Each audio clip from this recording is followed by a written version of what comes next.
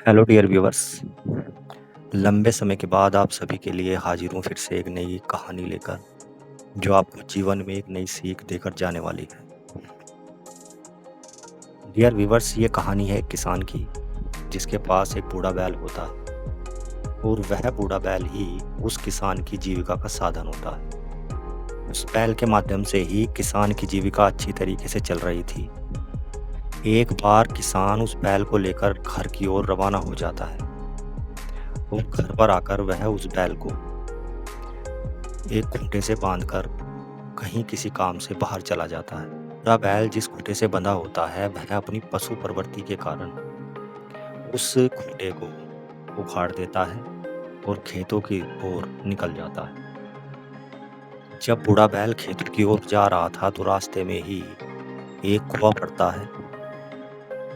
बूढ़े बैल को वह कुआं दिखाई नहीं पड़ता है और वह अकस्मात उस कुएं के अंदर गिर जाता है। जब बूढ़ा बैल कुएं के अंदर गिर जाता है, तो उसके गिरने की आवाज़ सुनकर खेतों में काम कर रहे सभी किसान उसे देखने के लिए कुएं के आसपास इकट्ठा हो जाते हैं। उधर किसान जिस काम से गया था, उस काम को करने के बाद वापस घर पर लौट आता है।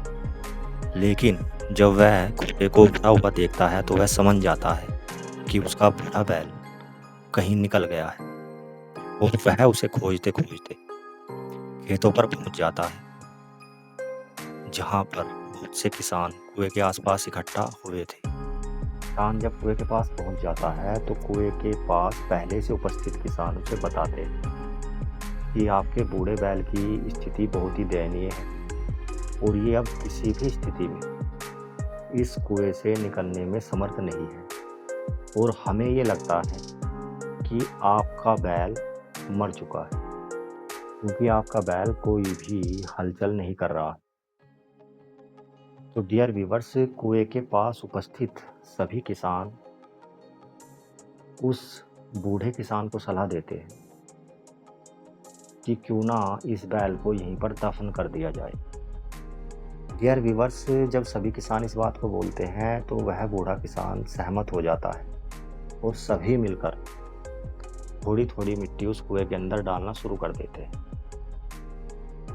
जैसे ही वह मिट्टी उस बूढ़े बैल की पीठ पर पड़ती है, तो वह बूढ़ा बैल एक्टिव हो जाता है और अपनी पीठ को हिलाना शुरू कर देता है।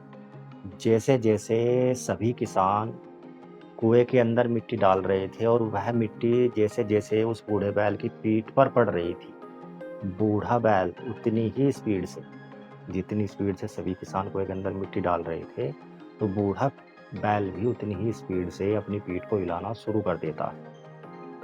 और उसकी पीठ के हिलाने का परिणाम यह निकलता है डियर व्यूअर्स, कि वह सारी मिट्टी उसके पैरों के नीचे जमा होनी शुरू हो जाती है और वह उसी मिट्टी के सहारे धीरे धीरे करके उस कुएं से बाहर निकलने में सफल हो जाता। डियर व्यूअर्स, इस कहानी से हमें ये सीख मिलती है कि हर व्यक्ति की लाइफ के अंदर कभी ना कभी विपरीत परिस्थितियां जरूर आती हैं और वे विपरीत परिस्थितियां उस व्यक्ति को खुद ही फेस करनी होती है, क्योंकि उसके आसपास के सभी व्यक्ति उसका साथ छोड़ चुके होते हैं और वे सभी कहीं ना कहीं उसका मनोबल गिराने वाली बातें करना शुरू कर देते हैं। विपरीत परिस्थितियों में हमें करना क्या होता है?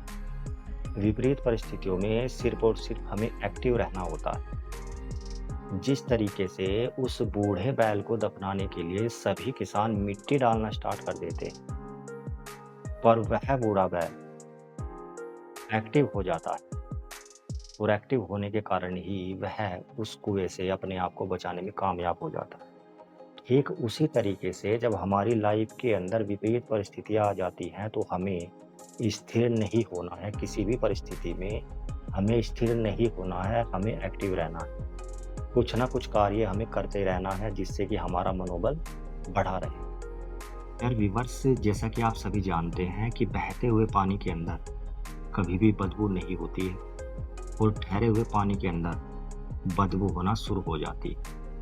ऐसे ही लाइफ के अंदर जब भी विपरीत परिस्थितियां फेस करनी पड़ जाए, तो सिर्फ और सिर्फ हमें एक ही काम करना होता है, हमें उस परिस्थिति के अंदर एक्टिव रहना होता है, ताकि हमारा मनोबल बढ़ा रहे और हमेशा हमें एक बात अपने माइंड के अंदर रखनी होती है कि परिस्थितियाँ एक ना एक दिन बदलती ज़रूर है।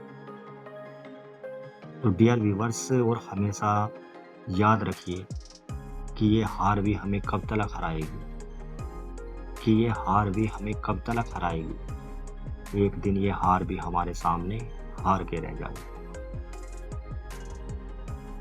डियर व्यूअर्स, फिर हाजिर होंगे आप सभी के लिए एक नई सीख लेकर, एक नई कहानी लेकर, जो कि आपको लाइफ के अंदर आपका मार्गदर्शन करने वाली है।